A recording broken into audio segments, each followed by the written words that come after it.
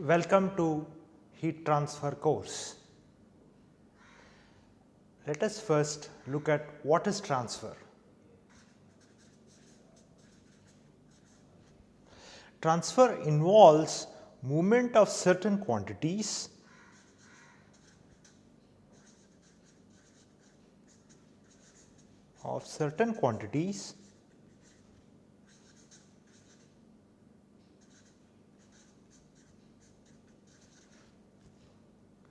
due to interaction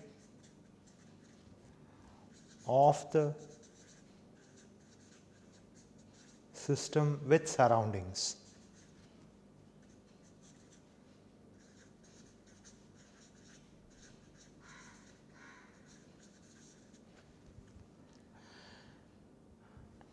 What drives the transfer process? The driving force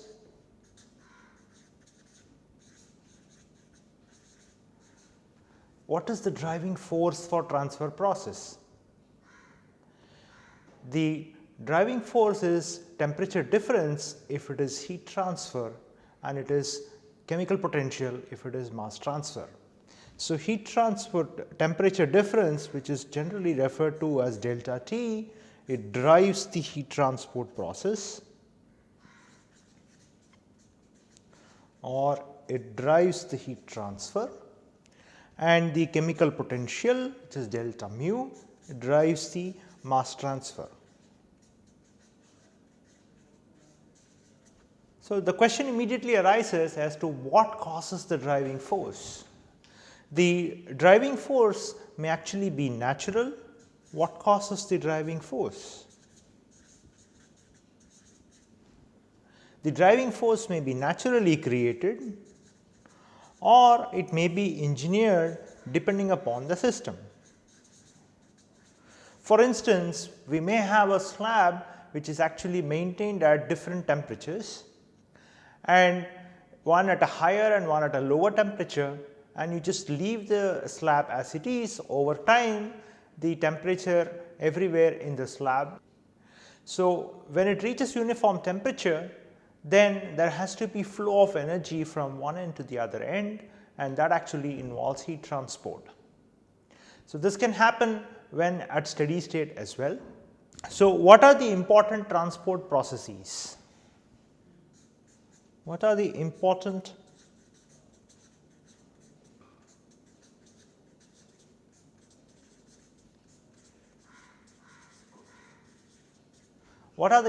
transport processes? There can be momentum transport,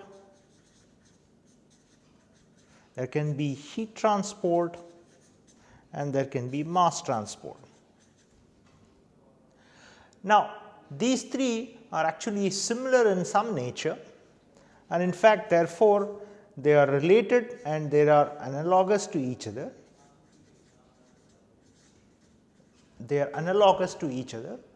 And so, we will see in this course primarily the heat transfer process. We will focus primarily on heat transfer,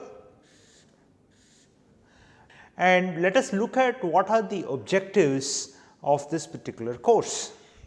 The primary objective of this course is essentially to quantify the heat transfer process.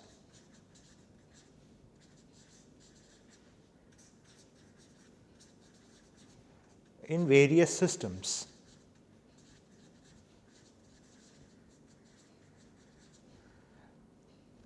In particular, we will start by looking at various terminologies. Various terminologies involved in the course will be defined. The physical principles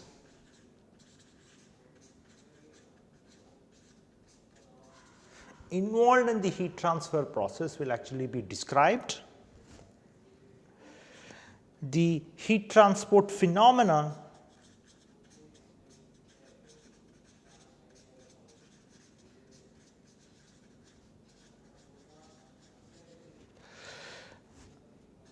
in various systems of interest will be described.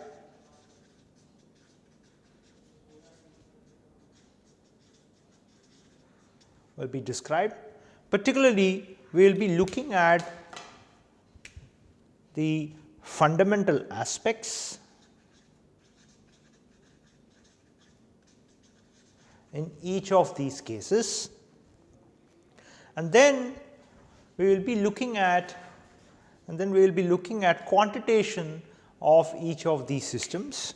So, we will be looking at the quantitation of the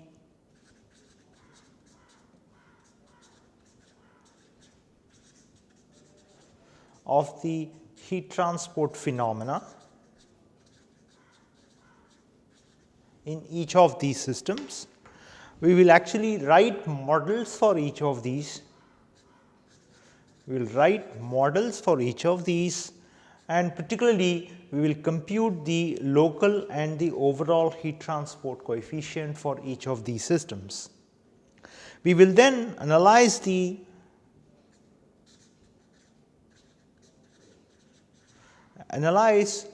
models and the behavior of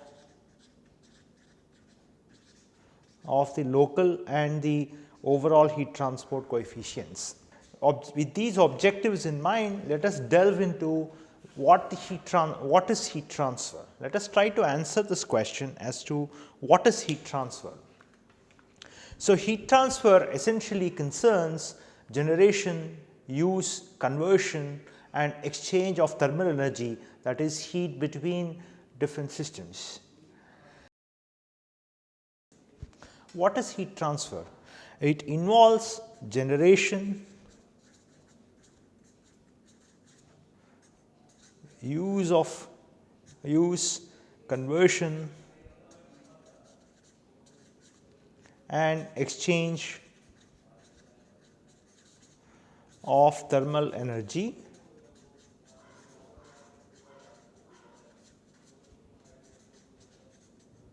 that is heat between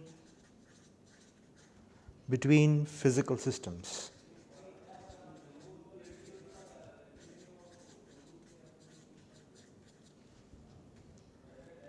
So, in fact, heat transfer occurs in various unit operations in different industries.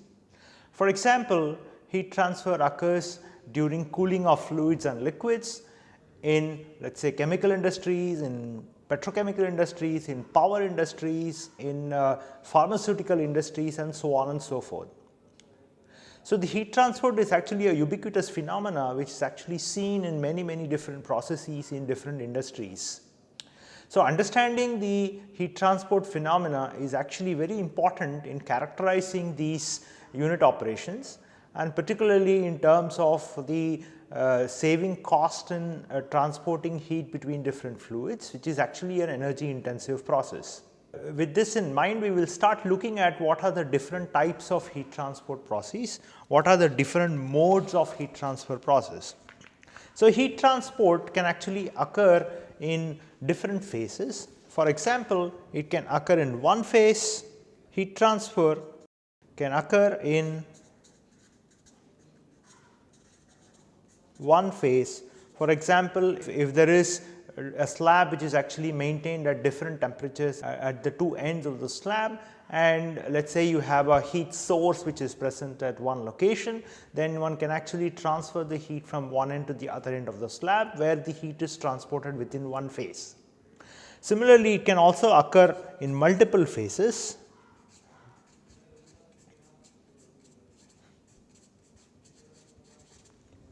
So, for instance, you may have a solid which is actually present at a certain temperature, and there may be a fluid which is actually flowing past the solid object, and so the heat might be transferred from the solid to the fluid. So, which basically involves heat transport in multiple phases. Besides, it might actually involve phase change as well, may involve phase change.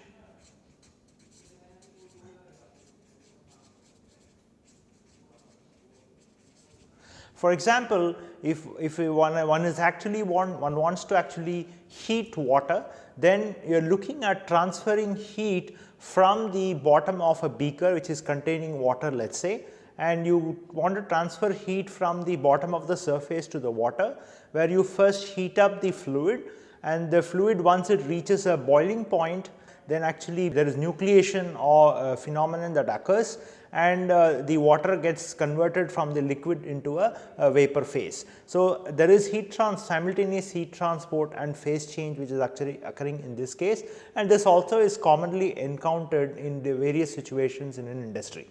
So, we will also look at quantifying these as well in this course. So, what are the different modes of heat transport? What are the different modes of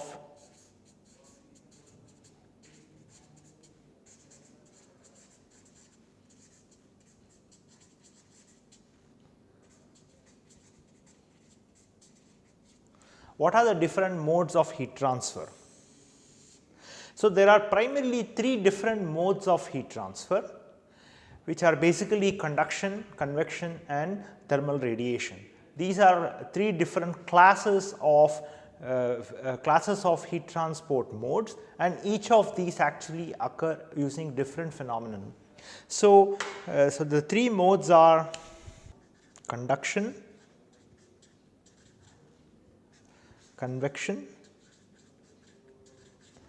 and thermal radiation, or simply radiation. These are the 3 different modes of heat transfer. These are the 3 different modes by which heat is actually transferred from one system to the other system or within a given system. So, let us briefly look into what are these 3 different modes with a specific example. So, let us look at conduction. So, suppose we take a slab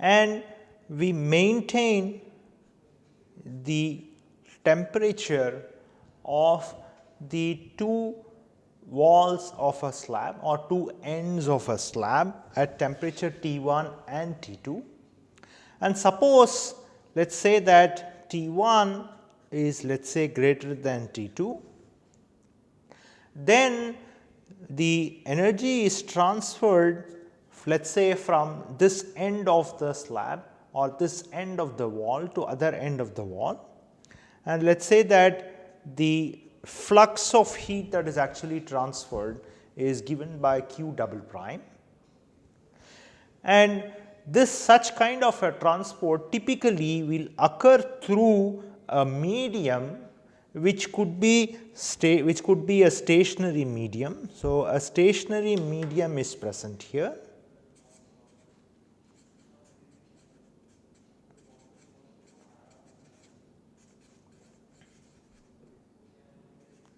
A stationary medium is present here, and this stationary medium could actually be solid or a liquid. So, such kind of a energy flow through a stationary medium is typically referred to as a conduction mode of heat transport. So, let us look at the next case of convection mode of heat transport. Suppose we have a solid which is, let us say, maintained at some temperature Ts, and we have a fluid which is actually flowing past this solid object. Let us say that we have a fluid which is flowing past this solid object, and let us assume that the temperature of the fluid which is actually flowing is given by Tf. Then, because there is variation in the temperature, and if we assume that, let us say, Ts is greater than Tf, then there is a flow of heat from a flow of energy from the solid to the fluid phase, and let us say that the flux with which the energy is transferred is q double prime. And now there will be an interface which is actually present between a thin interface which is present between the solid and the fluid, and the heat is transported from the solid to the fluid stream through this interface, and the heat is eventually carried by the fluid stream. So, such kind of a heat transport where the energy is transferred, let us say, from one medium which is solid into a fluid phase which is actually flowing due to with a certain velocity. So, such kind of a heat transport is actually called as a convective mode of heat transport.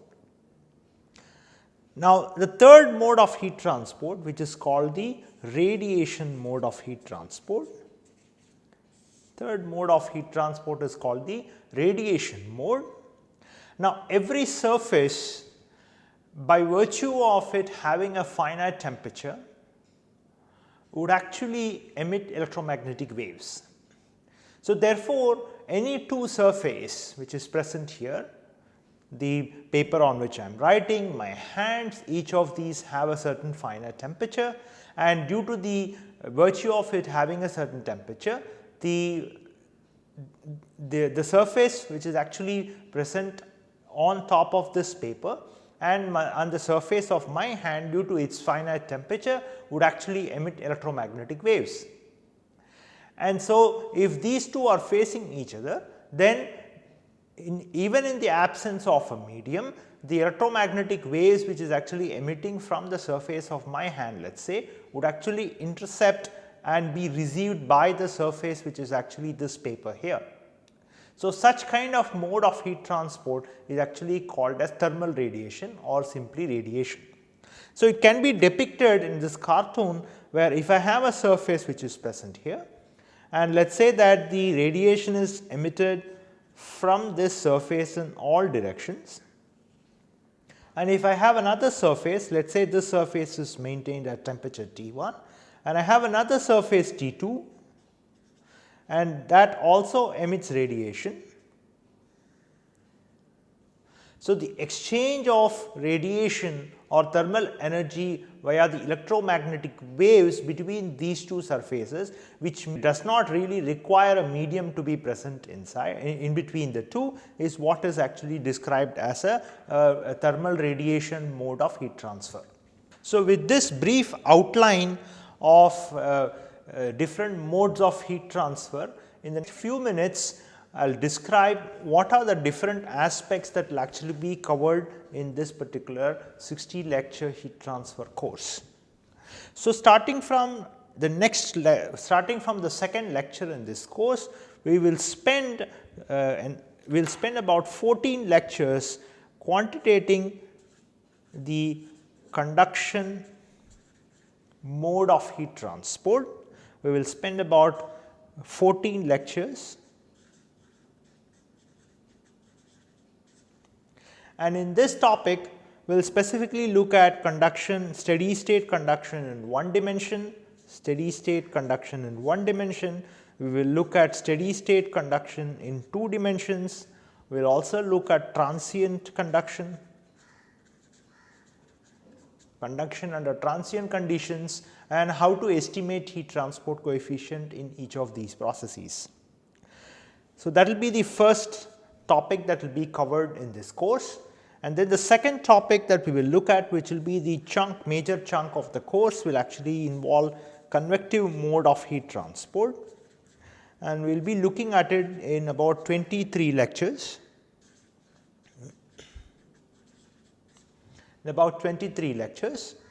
And specifically we will be looking at the boundary layer analogy,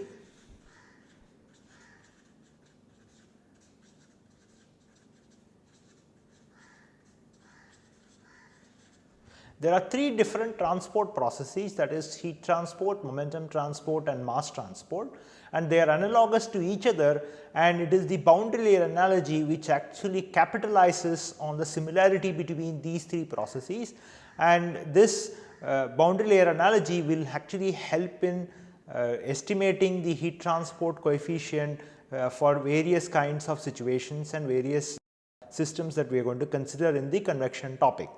So, in particular we will look at two different types of flows. One will be the external flows, where the flow of the fluid is actually past the object, and then we will look at internal flows. In the case of internal flows, we will actually look at flow within a tube, we will look at flow in tubes, and both these would fall in the case of forced convection. And the next topic we will look at free convection systems. We will look at free convection systems, and once we finish the convection part, which is basically 23 lectures, we will move on to the next topic where we would introduce how to quantify heat transport process when phase change is involved. We will look at phase change, and we essentially will be looking at it in 4 lectures, where we will consider 2 particular topics. One is boiling and the other one is condensation, each of these in 2 lectures. And then we will go into the third mode of heat transport, which is the radiation. We will spend about 13 lectures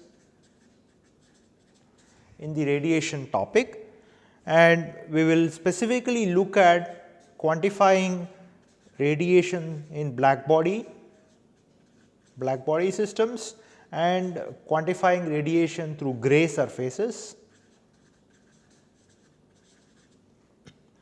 And after we finish radiation, in the last topic we will actually look at heat exchangers, which is an application of the heat transport coefficient that we would be developing, heat transport coefficient expressions that you would be developing over all of these various topics that we have seen so far, and we will apply these in heat exchangers, which is actually a crucial equipment and a workhorse in many industries.